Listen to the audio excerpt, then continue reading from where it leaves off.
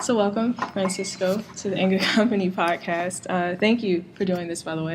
No problem. Francisco, I wanted to interview you because I feel like you have a really good inspirational story that I think the world needs to hear. But just a little bit about how we know each other. We actually went to high school together, Marian Catholic High School, Chicago Heights, almost 10 years ago. Which is getting old. Yeah, we're getting very, very old. But since then, I know that you were very ambitious and clear-headed. So to see where you are now is just phenomenal. So before we get into the big questions, Francisco, if you could just sort of tell the audience what you're doing now and how you got here. What's your backstory? If we can go back that far. We can. Nobody ever asked that part, so that's interesting for me.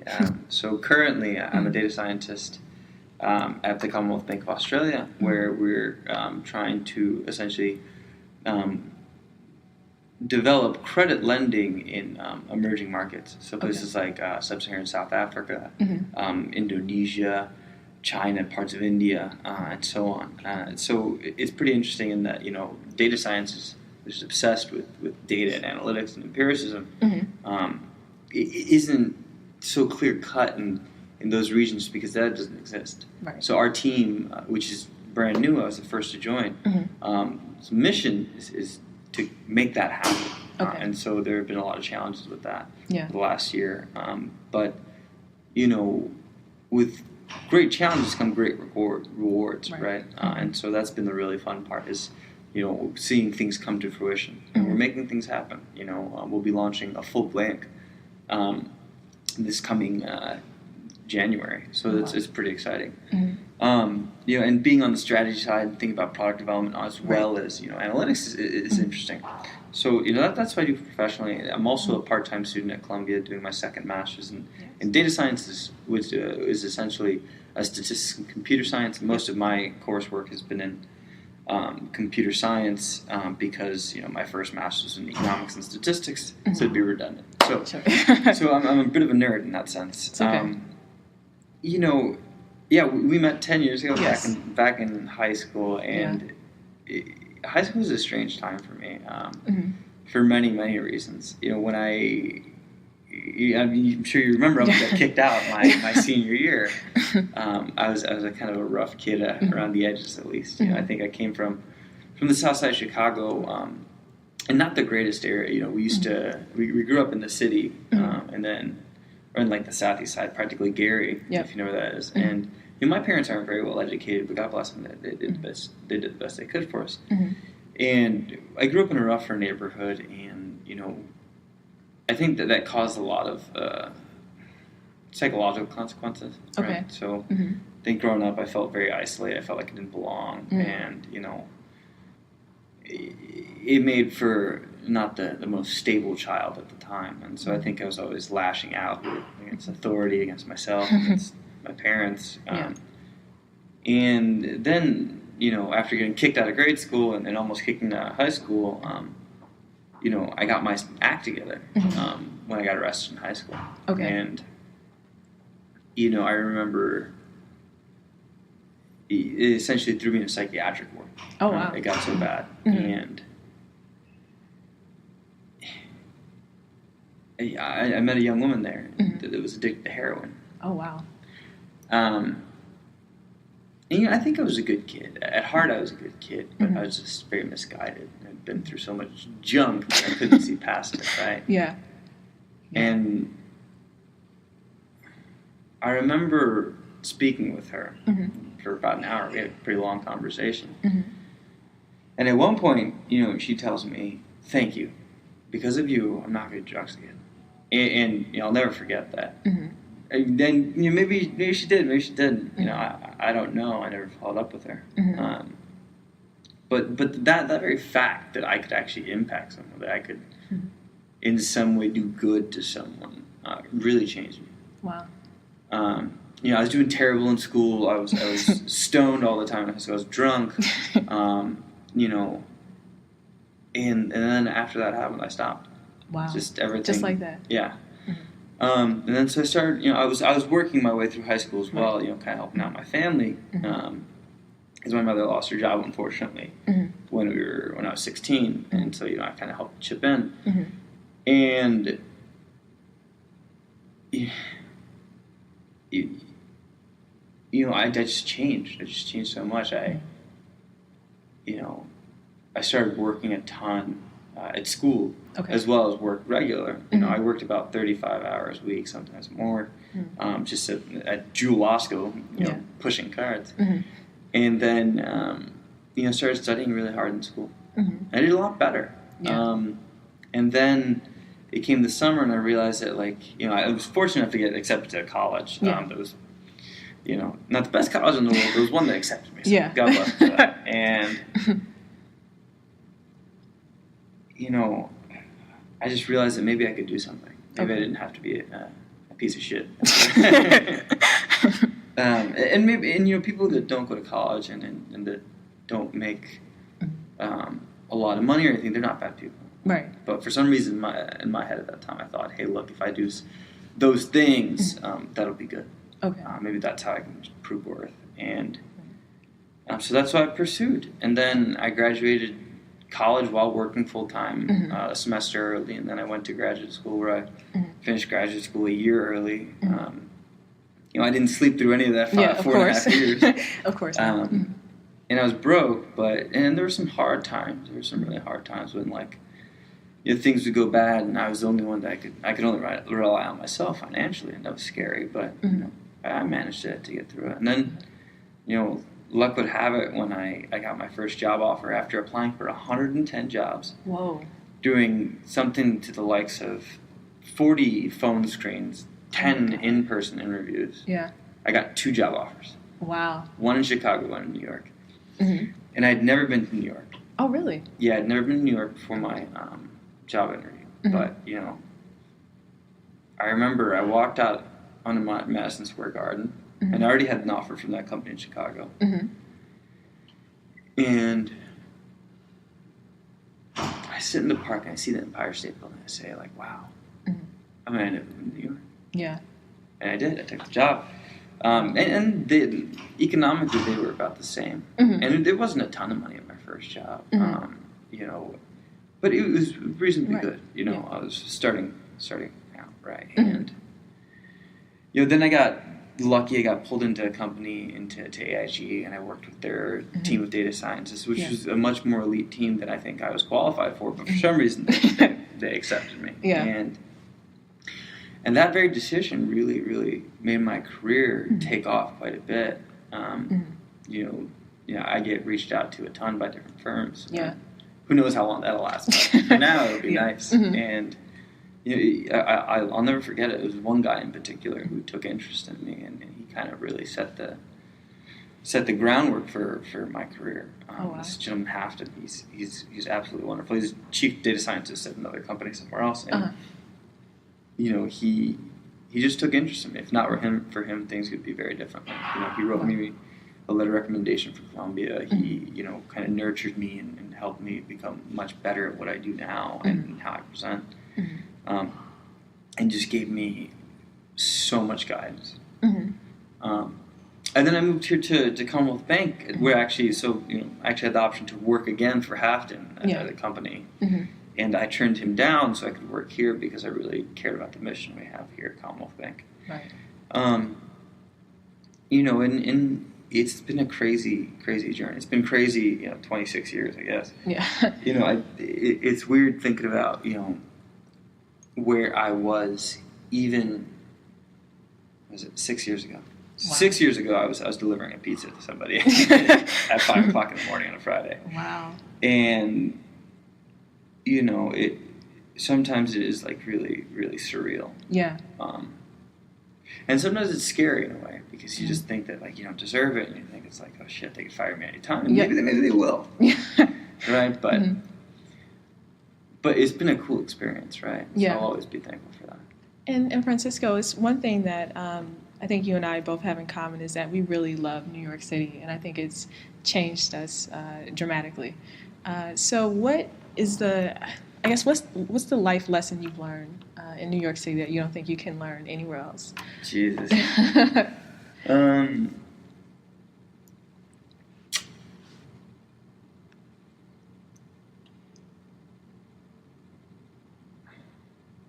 It's almost corny, but everybody thinks they're the center of the universe. Everybody thinks their work is important. Yep. And it's not. Mm-hmm. I think, I work very hard, relentlessly at everything I do. Yep. Whether it's going to the gym, spending time with my girlfriend, my work at my office, when I work at home, or my schoolwork, or potentially starting side projects. I give it 110%, and I am very well aware of the fact that none of it matters. But I think what you find out about New York is that most people think everything matters. Yep. And some people forget that it doesn't. And I think the check that brought me to that conclusion was when my little brother died. Yeah. Because I had all these career goals and career ambitions, and I realized after I lost him, it's like, it doesn't matter. You do all these things, and they're super important, but fundamentally, we're all hamsters spinning a goddamn hamster wheel. Right? Yeah. And I don't say that in a morbid way. I say that in this way that's liberating. Yeah. Because when you accept that, you're not burdened by this distress when something goes wrong. Yeah. Because stuff is gonna go wrong. Yep. Stuff goes wrong for me all the time. I fail a lot more than I succeed. Yep. And then that's a good thing. Because if you're not failing, then you're not trying. Yeah. But sometimes failing is discouraging. But if you keep in mind the fact that in the grand scheme of things, it's only a test, or only a job, or only a presentation, or only a meeting, then you'll be a lot more happy later on. And that's the stuff that matters. Yeah. Spending time with your family, your friends, the people you care about. That's the stuff that's mission critical. Right. And Francisco, how did you overcome the loss of your little brother? And for little brother, we mean it's an organization, big brother, big sister in New York City, and you were a big brother for 3 years? Yes, I was a big brother for just about 3 years. Eric and I met back when I first moved here. The first thing I did was reach out to a bunch of different organizations, because I like volunteering, and so I wanted to volunteer for whatever I could. Yeah. 2 things came up in particular. One, teaching GED classes, and my father did his GED, and so I thought I'd pay it forward, I guess, and do the same. And become a big brother of New York City. And we were together for 3 years. He was 11 years old when he passed away. Yeah. Or was hit by a car. And to be honest with you, I didn't overcome it. I'm still not over it. It's still something that actually just this weekend I was weeping about it. I never cried, and I wasn't really a crier for the last 10 years since I've been an adult. But if I think about it long enough, I'll cry, surely. And if I think about it too long, I'll weep in a corner. I haven't gotten over it. Yeah. And I don't think I ever will. Yeah. I think I've learned to keep my composure, but I have so many emotions of distress and pain that I would never be able to get past them or even explain them to you. And Francisco, just going off of, it sounded like you always had a vision for yourself in some way, after you sort of hit that breakthrough. How do you go about maintaining goals for yourself? Even when you put things in perspective, how do you not get complacent and still stay on your mission? That's a really good question. I don't know. And so I mentioned the hamster cage thing. Because it's funny. It's something I used to really believe in. It's just like, I always used to tell the story. It's like, hey, look, fundamentally we're all hamsters, right? We all spin our little hamster wheel. And for no reason. We spin it. Some of us spin it really hard, some of us spin it really slow. And me personally, I get a lot of happiness from just spinning it really fast. Even if I know I'm not going anywhere. I just like working hard, just for the sake of spinning it, right? Because isn't that something interesting? To enjoy hard work for the sake of hard work. So I think my motivation comes from just that. I like, growing up, my father was telling me, no matter what you do, just try to be the best at it. You know, you don't have to be. It's not about being better than other people. That's a different epistemology, right? It's a belief system. If it's about doing the best that you can do, right? Just give it your all. And if you fail, that happens. Right. That's life. But you try. You try every day. And that's kind of how I keep it up. You know, I just keep saying, no, I can do better because I simply want to. Right. And I think that sort of philosophy helps you prevent against, bad stuff and not being able to accept it when you fail. Okay. And Francisco, I know, obviously been knowing you for a while, and one thing that I really admire about you, and I think something that we both have in common, is that we love education, and we love, sort of just diving into our art, so to speak, as much as we can. And my passion came, by happenstance. I didn't know that I was going to like, what my career. I knew I was going to be in consulting, but I didn't know that I was going to like the section of the consulting that I work in.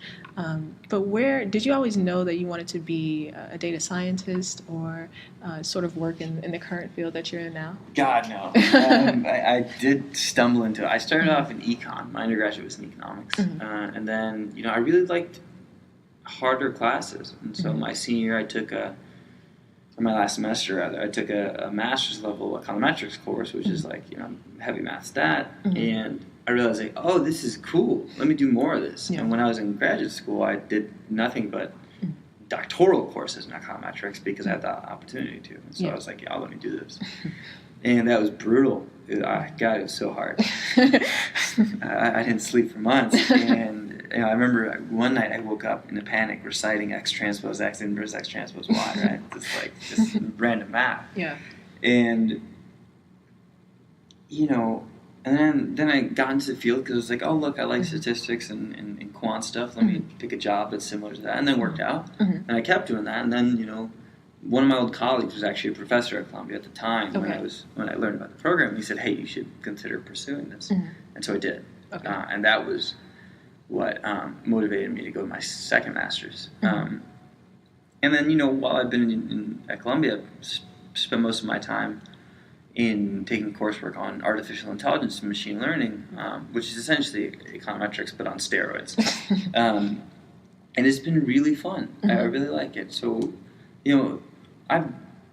it's more of this greedy algorithm where at every step I say, do what makes me happiest right now, right? And saying, like, hopefully that works out in the future. Yeah. And so far it has, I would love to do a PhD. Given what I know about people who are PhDs and very successful academics, I don't know if I have the they're wired a little different. Well, it's just I don't know if I have what it takes, but I would love to do a PhD and become a professor. But I think right now it's not what I'm looking to do. Not your immediate future. Yeah, not in the immediate future. Francisco, for the last question, a lot of people listening to this podcast, no matter what age, they're struggling with how to be themselves. We live in a society where everyone is sort of depicting themselves to be flawless, and it's really, really hard to be yourself. So for the people listening, what is your greatest advice to sort of liberating yourself from all the insecurities and worries and burden of trying to keep up with this, perfect image that some people portray? No, that's a wonderful question. God, that's really a good thought. I'm a pretty transparent person about myself in the sense that, I know my weaknesses and my strengths, and I never tell someone I don't have weaknesses because I do. And I think our society and the way that we absorb media and the way we absorb content, we have these depictions of archetypes in the media that, like, they're just perfect, right? And whether it's aesthetically or intellectually or some other way, they're just perfect, right? These gods of some sort. And that's not real. Yeah. That's not what it's like. Everybody has their own crap, Yeah. Prince Harry has his own problems just in the same way I have my own problems, right? He's bald. That sucks, right? Like, that's... everybody has problems. And I think that, the way that we look at Instagram, we look at Facebook, and we look at Twitter and all these things, we ignore all the bad stuff. We only focus on the good. We have this image, this projection of what life is. It's misleading. And so trying to portray yourself like that is just going to lead to unhappiness in life. So me personally, I just say, hey, look, Sometimes I'm good at things. Sometimes I'm really sucky at things. In fact, most of the time I'm really sucky at things. Mm-hmm. And that's okay, because not everybody's good at everything, and then that's fine. Mm-hmm. You know, you just got to accept that and be content with who you are, what you have, and you'll strive for better, try to learn more and be a more well-rounded and better person. But it's okay to be wrong sometimes. It's okay to not know something. It's okay to be fallible. We're human. By definition, we're fallible. Right. And I think it's, for one's own happiness, one should simply admit that one is going to make mistakes. Yeah. That's the most important thing. I think if you accept that and don't beat yourself up too bad when bad things happen, you'll be all right.